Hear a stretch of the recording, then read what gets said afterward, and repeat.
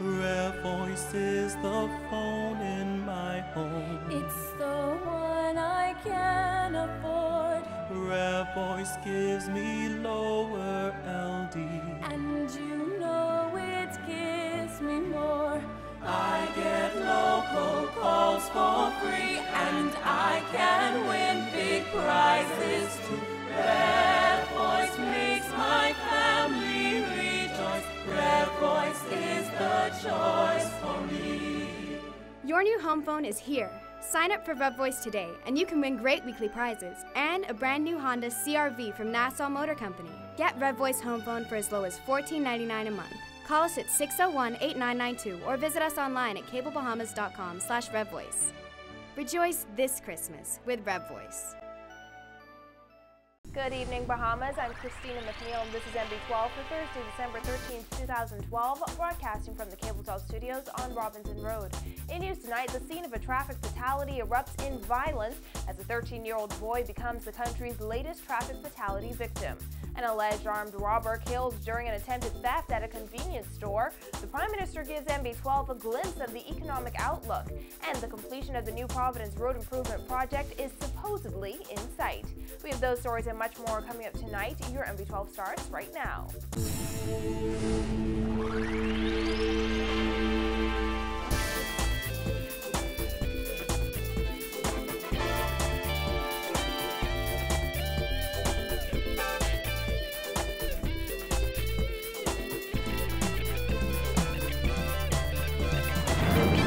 Prime Minister and Minister of Finance Perry Christie will soon make a statement on the state of the country's economy and respond to an international rating agency's outlook on our prospects. And as Paige McCartney tells us in this report, the Prime Minister doesn't expect the news to be good.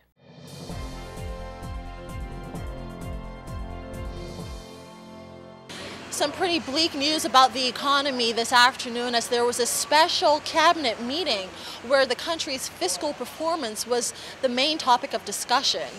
In that special cabinet meeting this morning, ministers discussed the high level of government spending and the economy's inability to generate the revenue needed to level things out, according to Prime Minister Perry Christie. At last report, the country's debt-to-GDP ratio was headed toward 60%, nearly double what it was 6 years ago. When asked by NB12 today if revenue collection is where he'd like it to be for the first 6 months of his term back in office, Christie said no. We're challenged, and we have been challenged, and I'm in the process of taking steps to be more aggressive in pursuing the opportunities for increased revenue. The Prime Minister said the true state of the country's finances is sobering. He added that it is also a reminder of the need to contain costs and introduce policies that affect growth and employment. Earlier this year, the International Monetary Fund revised its economic growth outlook for the Bahamas from 3.5% to 2.7%. The growth forecast for this year is 2.5%. The Prime Minister expects a release of new ratings in short order. While he wouldn't say which agency he believes will soon issue the report, Christie told NB12 he anticipates the rating and accompanying comments to be bad news. Agencies that look at the Bahamas, they have the opportunity from time to time to rate and to comment on what is happening here. And my sense is that we will be responding to that kind of development. And so really, with respect to how I look at it in the near term, it is sobering. Christie added that this bleak outlook also means that public servants must come to terms with the fact that government cannot support their calls for increases. It reminds us why we must continue to be very, very proactive in direct foreign investment,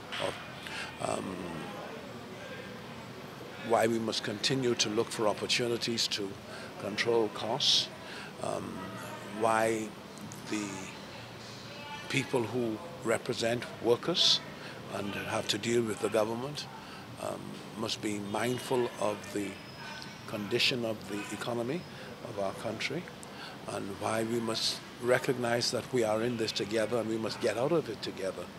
The Prime Minister is blaming the last Ingram administration for what he called the drag of the New Providence Road Improvement Project on the economy.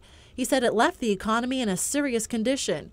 He also admitted that the government has not been able to live up to some of the promises of capital development and job creation that it promised on the election trail. On the other hand, the Prime Minister said he's optimistic about the upcoming developments in foreign direct investment and in the tourism sector to help restore the country's fiscal position. For MB12, I'm Paige McCartney.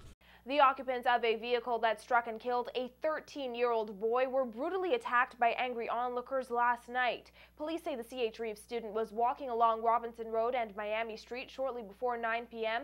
when he was hit by a 2000 Honda Accord. The teen was rushed to hospital where he succumbed to his injuries. The scene quickly became hostile, resulting in the driver fleeing and another passenger being stabbed. Vonique Toot has the details. Teachers and students here at C.H. Reeves are mourning the death of 13-year-old Calvin Morley, who was struck and killed by a vehicle last night. Now police say that tragic incident turned nasty when the occupants of that car were attacked. Head of the Police Force Mobile Division, Superintendent Ken Strawn, says police are now searching for the driver, who ran for his life after the situation became violent. The driver was one out of the 3 persons in that vehicle who was able to flee from being seriously injured as per the attack. However, 2 individuals who received varying degrees of injuries to the point of serious injuries had to be taken to the hospital via ambulance. We are very, very concerned about this incident and the behavior of some of our people in the midst of adversities.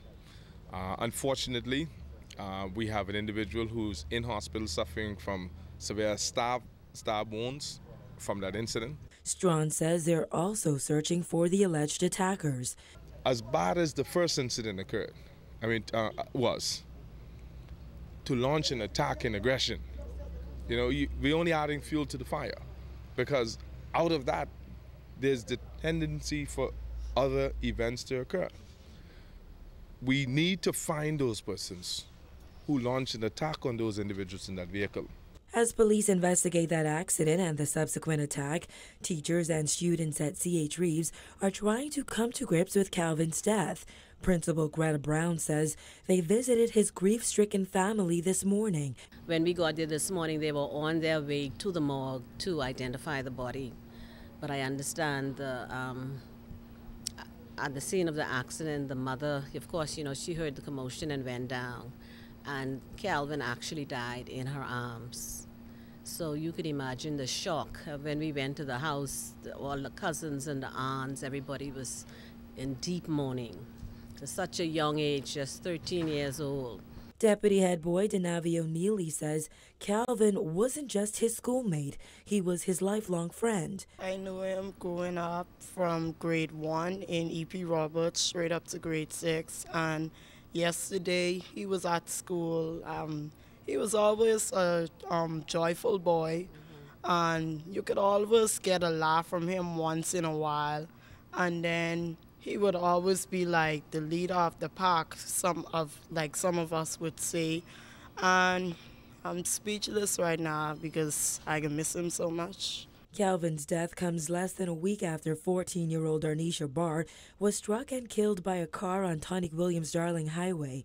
He is the 42nd person to die in a traffic accident this year.